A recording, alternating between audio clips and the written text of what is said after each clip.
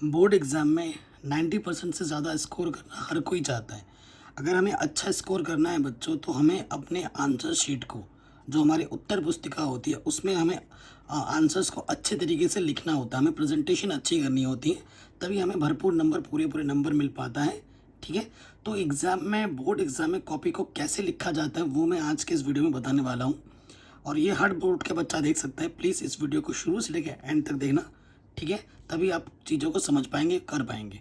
ठीक, तो board exam में कॉपी कैसे लिखना है, उसके लिए आपको कुछ बातों का ऑलरेडी ध्यान रखना पड़ेगा। ठीक है, बोर्ड एग्ज़ाम से पहले आपको इन चीज़ों पर ध्यान देना है। सबसे पहले अच्छे पेन का चयन करना है। अच्छे पेन का चयन करना है। और पेन कैसे होने चाहिए, एकदम नए पेन खरीद के मत ले जाएं। वो पेन यूज़ करें जिस पे आपकी ग्रिप अच्छी बनती है, जिस पे आपकी अच्छी राइटिंग बनती है। ज़रूर नहीं कि वो पेन बहुत ज़्यादा महंगा हो या बहुत ज़्यादा सस्ता हो। वो पेन कोई भी हो सकता है, वो आपके ग्रिप के अकॉर्डिंग होना चाहिए। उसकी निप अच्छी होनी चाहिए। नया पेन का इस्तेमाल कभी नहीं करना है। एग्ज़ाम से पहले कम से कम 10-20 पेन खरीद लो और उसको थोड़ा थोड़ा लिखो, ताकि उसकी जो निप है वो अच्छी स्मूथ बन जाए और आपकी राइटिंग, आपका फ्लो अच्छा हो। अपनी राइटिंग पर ध्यान दो। एग्ज़ाम से पहले अपनी राइटिंग सुधारने की कोशिश करो। ठीक है, आपको जो यूज़ करना है एग्ज़ाम में, वो नीले और काले बॉल पेन का यूज़ करना है। जेल पेन, ये वगैरह वगैरह पेन जो होते हैं, वो अलाउड नहीं होते हैं, क्योंकि वो पीछे अपना छाप छोड़ते हैं, तो उनका इस्तेमाल नहीं करना है। ठीक है, और उसके साथ साथ बेटा, जो पेन मैंने लिया है, देखो, एक तो आप काला और एक नीला यूज़ कर सकते हो। उसके साथ साथ ये जो हेडिंग बोलते हैं हम इसको, है ना, काली, इसका इस्तेमाल आप कर सकते हो। बाकी जो कलरफुल हेडिंग्स होते हैं ना, जैसे कि ये ग्रीन कलर का हो गया, रेड कलर का हो गया, इन सब का इस्तेमाल नहीं करना है। अगर करोगे तो नंबर नहीं मिलेंगे, ज़ीरो नंबर हो जाएगा। साथ ही साथ वाइटनर ETC का प्रयोग नहीं करना है आपको। ठीक है, स्क्रैचेस नहीं करना है, गलतियों से बचना है, क्योंकि first impression is the last impression. तो इन चीज़ों का तो हमें ध्यान रखना ही होगा।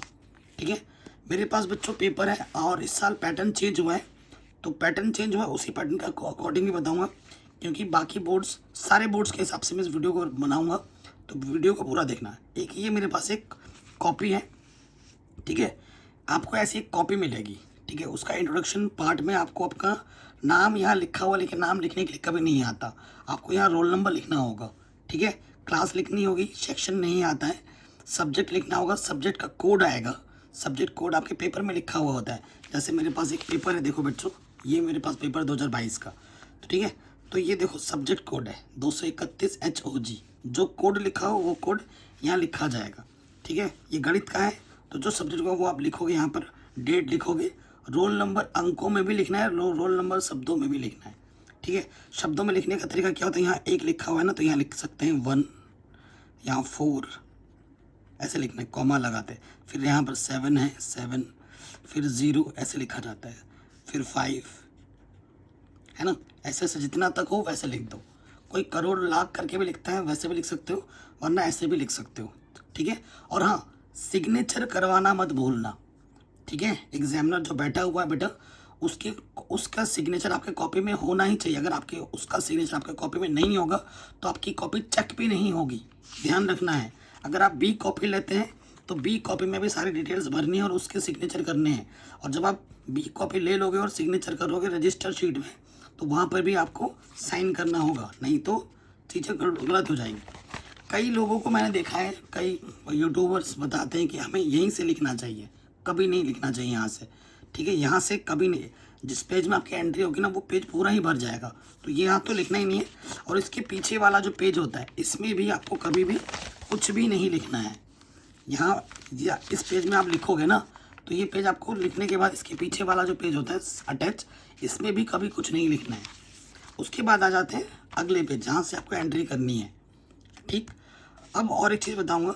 कई बच्चे क्या करते हैं, ये स्केल पेन लेते हैं और सोचते हैं पन्ने भरने से नंबर मिलेंगे। पन्ने भरने से कभी नंबर नहीं मिलते। वो क्या करते हैं, यहाँ से खींच देते हैं और यहाँ से भी खींच देते हैं। तुमने अगर ये काम कर दिया ना, इधर से आधे से ज़्यादा खींच दिया और यहाँ से इतने में तुम लिख रहे हो, वो भी दूर दूर करके, एग्जामिनर पे नेगेटिव इम्पैक्ट पड़ेगा। वो चाहे आप पूरा पूरा सही भी लिख रहे हो ना, तो उसको वो नंबर पूरे पूरे नहीं देगा, वो आपसे वहीं पर चढ़ जाएगा। तो पहली बात तो ये है ना, कि हमें यहाँ से लाइन खींचने की ज़रूरत पड़ती नहीं है। जब बोर्ड की कॉपी आपको मिलेगी ना, अगर आप किसी भी बोर्ड के है ना, वो बोर्ड की लाइनें यहाँ लिखी होगी। जैसे आप यूपी बोर्ड के, तो यहाँ लिखा होगा UP board, UP board, UP board, UP board, UP board, ऐसे लिखा होगा। तो वो लाइनिंग ऑलरेडी बनी हुई होती है। फिर भी अगर आपको लाइनिंग खींचनी है, तो उसके अगल बगल खींचना, जो जो भी बोर्ड लिखा हुआ होगा ना उसके अगल बगल खींचना है, ये नहीं यहाँ यहाँ खींच रहे हो। जैसे यहाँ अगर यूपी बोर्ड लिखा है तो उसी के इधर थोड़ा सा या फिर इधर थोड़ा सा लेके लाइनिंग खींच देनी है, ठीक है। और अब 15 मिनट पहले कॉपी मिलती है आपको, तो ऐसे लाइनिंग खींच देनी है। ये तो एक रैंडम वीडियो बना रहा हूँ, इसके बाद हर सब्जेक्ट की बनाऊंगा। हिंदी की कॉपी कैसे लिखें, सामाजिक की कैसे लिखें, विज्ञान की कैसे लिखें, मैथ की कैसे लिखें, अलग अलग वीडियो आपको मिल जाएंगी, ठीक है। ऐसे लाइनिंग खींच देनी है, 15 मिनट पहले मिलेगा कॉपी आपको, तो ऐसे ऐसे लाइनिंग खींच देनी है दोनों तरफ, इधर भी पूरे कॉपी में मैंने खींच दिया है, ठीक है। अब आपको क्या करना है, जैसे ये पेपर है, इस बार के पेपर में ना यूपी बोर्ड पे क्या हुआ बेटा, जो लेटेस्ट पेपर आया आपका उसमें OMR शीट भरनी है। कई बोर्ड्स में OMR शीट नहीं भरनी पड़ेगी, तो OMR शीट भरने वाले से यूपी बोर्ड का है उनका भी बताऊंगा, बाकी बोर्ड्स के हिसाब से भी मैं बताऊंगा। तो पहले MCQs आते हैं, पहले क्या आते हैं बेटा, MCQs। सपोज करो ये वीडियो बाकी बोर्ड्स के लिए मैं बता रहा हूँ, तो यहाँ पर क्या लिखोगे, जैसे कोई भी खंड कर रहे हो, जैसे खंड क ऐसे लिखा होता है ना, तो नॉर्मली जो स्टार्टिंग बहुविकल्प प्रश्न से होता है, तो यहाँ लिख देना, जैसे खंड क है तो यहाँ लिख देंगे खंड क। ये आपकी उत्तर पुस्तिका है, ठीक है। और उसके बाद एक अंडरलाइन ऐसे लगा दोगे तो दिखने में अच्छा लगता है। ये स्केच पेन से लिखना है, ठीक है। ज़्यादा स्केच पेन में चलाना फिर वो छप जाता है पीछे ना। उसके बाद प्रश्नोत्तर संख्या क लिख दिया, जैसे हमें क है तो इसमें अब ये बहुविकल्पीय प्रश्न है, तो यहाँ 1 2 3 4 5 जितने भी आपके आंसर्स हैं। बाकी यूपी बोर्ड वाले तो अपना जो बहुविकल्पीय आंसर है वो OMR शीट में भरेंगे, बाकी बोर्ड्स के लिए मैं बता रहा हूँ, ठीक है। जैसे फर्स्ट का तुम्हारा जो ऑप्शन होगा, ठीक है बेटा, मैं बता रहा हूँ। जैसे हमारे पास ये मैंने एक विज्ञान लिखा है ना, तो विज्ञान का ही दिखाता हूँ। जैसे ये मैंने पेपर ले लिया 2022 का, ठीक है। यहाँ क्वेश्चन लिखा हुआ है, एक विलयन लाल लिटमस पत्र को नीला कर देता है, इस विलयन का pH मान संभवतः क्या होगा। ये क लिखा हुआ है, ठीक है। पहले का उत्तर लिखना था हमें, तो मान लेते हैं ये क नहीं पहला नंबर है, इसका कौन सा ऑप्शन सही होगा, ठीक है। तो लाल लिटमस पत्र को नीला कर देता है, यानी कि ये क्या है, क्षार है, तो क्षार का pH क्या होता है, 10 होता है। तो यहाँ लिखेंगे कि फर्स्ट का 4th है, ऐसे 4th लिखोगे, और जो सही आंसर है ना वो भी यहाँ लिख देना है 10, ठीक है। जैसे दूसरे का कुछ है, दूसरे का मान लेते हैं कि दूसरे का पहला ऑप्शन है, तो पहले लिखोगे, और जो भी यहाँ लिखा होगा, ठीक है, जो भी ऑप्शन होगा, जैसे इसका यहाँ पर है CaO Cl2 कुछ भी होगा, वो आंसर भी लिखना है, ठीक है, वो आंसर भी लिखना है।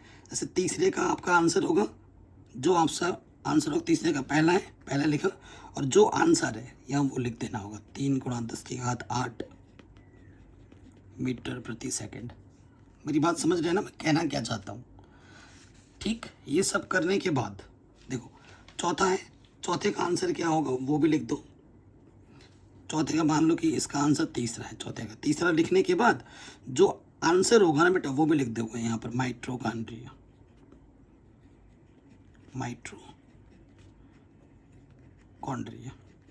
आप देख रहे हैं मैं सिंपल लिख रहा हूँ, अपने राइटिंग पे वर्क करना है, सिमेट्री बनानी तो दिखने में अच्छा लगे, घिचपिच नहीं करनी है, ठीक है।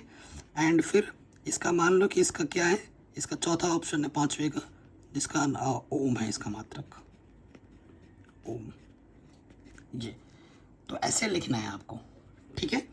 जैसे ही आपका जिसमें 5-10 कितने भी क्वेश्चन है, जैसे ही ख़त्म हो जाए आपको ना बेटा हर कॉपी के यहाँ ज़रूर लिखना है प्लीज़ टर्न ओवर। कई लोग नहीं लिखते, इसका बहुत बड़ा इंपॉर्टेंट रोल है। PTO आपको इधर नहीं लिखना है, हमेशा इस वाले पेज में राइट साइड वाले पे लिखना है PTO। इसका मतलब होता है प्लीज़ टर्न ओवर। इसका बहुत बड़ा रोल है। क्या रोल है कि जब हम एग्ज़ाम देते हैं, कभी कभार सपोज करो हमसे कोई copy by the way mistakenly हमसे ये छूट गया है, एक साथ हमने 2 पन्ने पलट लिए, तो अगर आप PTO नहीं लिखोगे ना, तो जब अगर PTO नहीं लिखा होगा तो वो पन्ना पलट के नहीं दिखेगा एग्जामिनर, और वो फिर उसके नंबर आगे के कॉपी भी चेक नहीं कर। कई बच्चों को ऐसा होता है, अगर तुम कॉपी रीचेकिंग में डालते हो, अगर तुमने यहाँ PTO लिखा है तो उससे एग्जामिनर की गलती कि भाई तुमने आगे क्यों नहीं देखा। अगर तुमने यहाँ PTO नहीं लिखा है तो एग्जामिनर की कोई गलती नहीं मानी जाएगी, तो उसे लगा होगा कि बच्चे ने आगे किया ही नहीं है, तो इसलिए उसने आगे कॉपी चेक नहीं की है, तो तुम्हारे नंबर उस टाइम पे रीचेकिंग पे नहीं हो पाएगी, तुम उस पर एलिगेशन नहीं लगा पाओगे। ठीक है, तो इन चीज़ों का भी बड़ा इंपॉर्टेंट रोल होता है। जैसे तुम्हारा बहुविकल्पी प्रश्न खंड क हो गया है ना, वैसे दूसरे पर आ जाओगे। अब यहाँ से लिखना है। ठीक है, दूसरा मान लो यहाँ पर आपका दूसरा खंड है, यहाँ खंड ख है। एक चीज़ हमेशा ध्यान रखनी है बच्चों कि जो भी खंड आप कर रहे हो ना, उस खंड के सारे क्वेश्चन एक ही साथ हो जाने चाहिए, ये कोशिश होनी चाहिए हमारी। ठीक है, ये हमेशा हमारी कोशिश होनी चाहिए। ठीक है, ये मान लो खंड क है। अब इस प्रश्न पे आ जाओ। यहाँ लिखा हुआ है द्विविस्थापन अभिक्रिया का एक उदाहरण दीजिए। ठीक है, तो यहाँ प्रश्न नंबर 2 है ना, तो यहाँ लिखेंगे हम, कैसे लिखेंगे एग्जाम में, यहाँ लिखेंगे बीचों बीच से प्रश्नोत्तर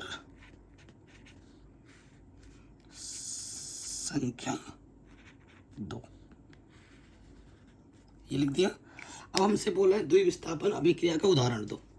ठीक है, तो उदाहरण देना है, सिर्फ हमें क्या देना है, द्विविस्थापन अभिक्रिया का उदाहरण। जितना बोला जाए हमें उतना ही करना है। तो यहाँ लिख देते हैं द्विविस्थापन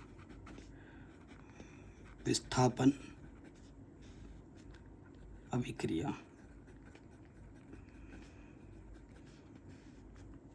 ठीक है, द्विविस्थापन अभिक्रिया का उदाहरण बोला ना, तो ये मैंने उदाहरण लिख दिया।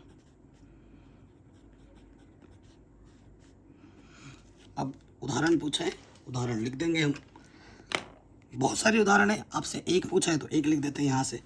जैसे ये एक क्या होता है बेटा,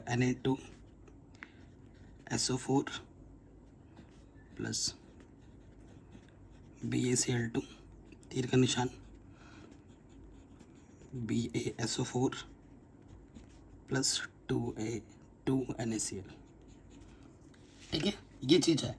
अब लिखते लिखते एकदम बगल में मत चले जाना, क्योंकि जब तुम बी कॉपी लोगे और तुम्हारा ये जब फोल्ड सिल जाएगा ना, तो तुमने इस तरफ क्या लिखा वो छुप जाएगा, फिर एग्जामिनर को नहीं दिखेगा। लिखते लिखते एकदम करीब मत चले जाना, इधर कोशिश करना यहाँ से जो आपकी ये उंगली है, 2 उंगली छोड़ दो, 2 उंगली की जगह बचे, तो वो बेस्ट तरीका होता है। जैसे ये क्वेश्चन हो गया, अब अगले प्रश्न पे आओगे तो जैसे ही नेक्स्ट प्रश्न पे आओ तो कम से कम 2 लाइन छोड़ दो यहाँ से, ये यहाँ तक हुआ, 1 2 3 लाइन छोड़ दो, यहाँ से लिखो दूसरा क्वेश्चन, यहाँ लिख देना फिर प्रश्नोत्तर संख्या 3। ठीक है, तीसरे प्रश्न का उत्तर लिखना है, प्रश्नोत्तर संख्या 3 पे आ गए।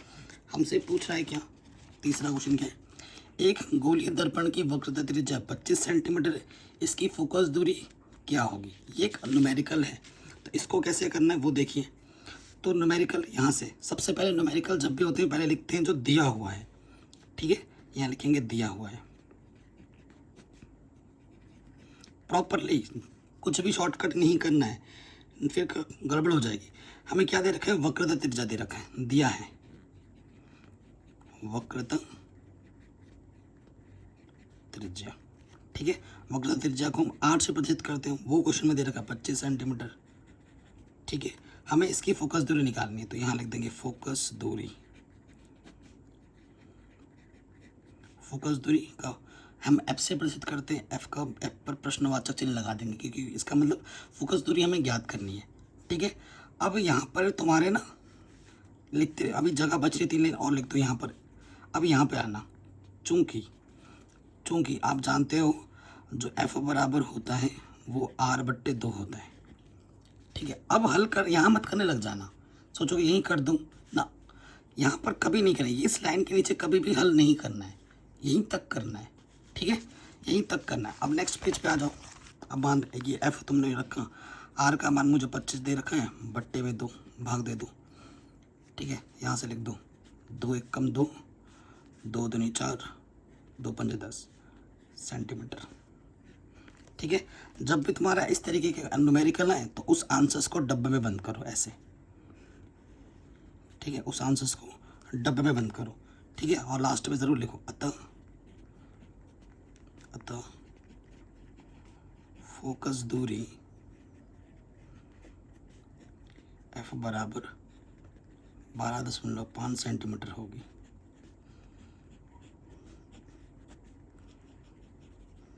ठीक है, ये आपका आंसर हो गया।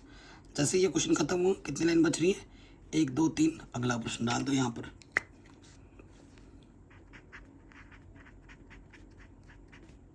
प्रश्नोत्तर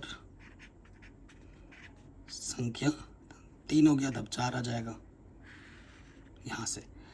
और एक चीज़ मुझे और बतानी है, कभी कभी हम लिखते लिखते थे ना, यहाँ तक हमारा क्वेश्चन ख़त्म हो गया, यहाँ तक हमारा क्वेश्चन सपोज करो ख़त्म हो गया, अब 3-4 लाइन बची हुई है, तो यहाँ पर तुम प्रश्नोत्तर संख्या दूसरा मत कर देना, अगले पेज पे करना है। ये 2-3 लाइन के लिए मत छोड़ना, यहाँ लिख देना प्लीज़ टर्न ओवर इधर, और दूसरे पेज से करना शुरू करना, ठीक है।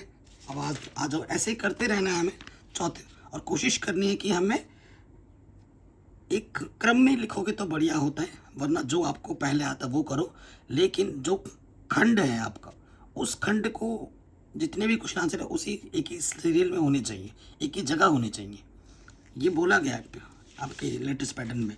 तो यहाँ इस क्वेश्चन में क्या बोल रहे हैं कि गर्भ निरोधन की किन्हीं 2 युक्तियों का नाम उल्लेख कीजिए, सिर्फ नाम लिखना है, ठीक है। तो यहाँ लिख देंगे गर्भ निरोधन के 2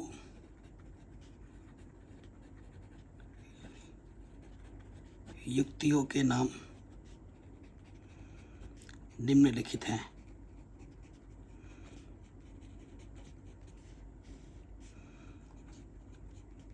ठीक है, निम्नलिखित हैं। यहाँ पर आ जाएगा आपका नंबर 1, यहाँ पर आ जाएगा नंबर 2। एक तो पहला क्या है, पॉपुलर कॉन्डोम, तो यहाँ लिख दोगे कंडोम। बहुत सारे, नेक्स्ट लिख दिया कॉपर टी, ठीक है, कॉपर टी, इतना, ये आपका आंसर आ गया। कोई दिक्कत, कोई परेशानी नहीं होगी। अब फिर यहाँ पे देखो प्लीज़ टर्न ओवर लिख देना, फिर आपको नेक्स्ट पेज पे जाना है। ये क्वेश्चन ख़त्म हो गया, अगले पेज पे आ जाओ, ठीक है, अगले पेज पे आ जाओ। फिर यहाँ लिखेंगे प्रश्नोत्तर नेक्स्ट। तो इसी तरीके से आपको करते रहना है, ठीक है, इसी तरीके से आपको करते रहना है। तो इस तरीके से आपकी प्रेजेंटेशन होगी, ठीक है। तो ये प्रेजेंटेशन कैसे करना है मैंने आपको आराम से समझा दिया है, किस तरीके से लिखना है, ठीक है। तो अब जो नेक्स्ट वीडियोस होगी बच्चों, वो मैं बनाऊंगा कि मैथ की कॉपी कैसे लिखी जानी, क्योंकि हर सब्जेक्ट का एक अलग सिस्टम होता है, ठीक है, एक अलग चीज़ होती है। हिंदी का थोड़ा सा और अच्छे से कर सकते हैं। हिंदी में क्या होता है, हिंदी लिखते वक्त बीच बीच में थोड़ा सा हमें अंडरलाइन लगाना पड़ता है ना। अब विज्ञान को पढ़ रहे हैं तो उसमें चित्र बनाना पड़ेगा, तो पेंसिल से बनाना चित्र, कोई भी पेन वेन से नहीं बनाना चित्र, ठीक है। तो विज्ञान की कॉपी कैसे लिखे, मैथ की कॉपी कैसे लिखे, हिंदी की कॉपी कैसे लिखे, इंग्लिश की कॉपी कैसे लिखे, कुछ टाइम में सेपरेट वीडियो आपको चैनल पे मिल जाएगी, ठीक है। वीडियो अच्छी लगी हो तो प्लीज़ इसे हर जगह शेयर करें, ताकि हर बच्चों को बेनिफिट मिल पाए। हमारे चैनल पर नए हैं तो सब्सक्राइब ज़रूर करें, डिस्क्रिप्शन ज़रूर चेक करें, सब कुछ हमने ऑलरेडी पढ़ा रखा है।